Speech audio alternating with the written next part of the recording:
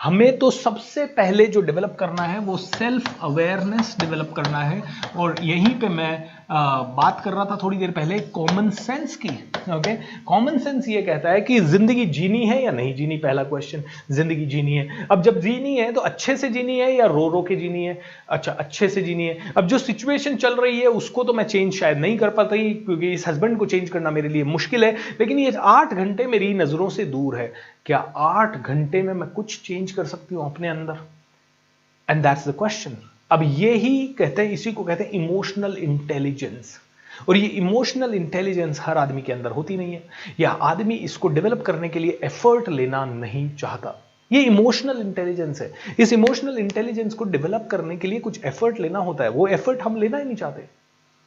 न तो ये लेडी लेना चाहती, क्योंकि ये कहेगी मैं, मेरे साथ ऐसा क्यों हुआ। अब मान लीजिए हो सकता है ये लेडी अनपढ़ है, ठीक है, चलो पढ़ी लिखी लेडी ले लेते हैं। पढ़ी लिखी और ज्यादा, इसके खिलाफ केस कर दूंगी, इसको कोर्ट में घसीट दूंगी, इसका तो पढ़ी लिखी और ज्यादा खतरनाक। देखिए, तो मतलब करे क्या, पढ़ा लिखा भी नेगेटिव और अनपढ़ भी नेगेटिव।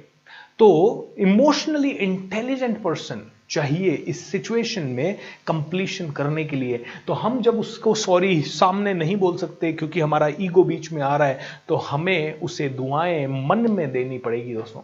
मन में ये फाइल कंप्लीट करनी पड़ेगी कि ऑल राइट, ये मारपीट हुई, मैंने इसको फिर से माफ कर दिया। थैंक यू सो मच भगवान, मुझे सामर्थ्य देने के लिए कि मैंने माफ कर दिया। अब आप कहोगे सर हर बार माफ करेंगे तो कैसे चलेगा, उसका तो सामर्थ्य बढ़ता रहेगा। दोस्तों देखिए, सिंपल सी चीज है, अन्याय सहना और अन्याय करना दोनों ही गलत है। अन्याय सहने वाला भी पापी है, ये हमने सबने सुना है। लेकिन हमने ये नहीं समझा कि अन्याय किस लेवल पे हमें उसका प्रतिरोध करना है। हमें ये नहीं पता। हम लोगों ने अन्याय सहना भी मना है, और किसी ने बस हमारे घर के आगे गाड़ी पार्क कर दी और हम उससे झगड़ा, देखो अन्याय कर रहा है, इसके खुद के घर के सामने गाड़ी पार्क नहीं कर रहा, मेरे घर के सामने गाड़ी पार्क कर रहा है, और हम उससे लड़ना चालू हो गए।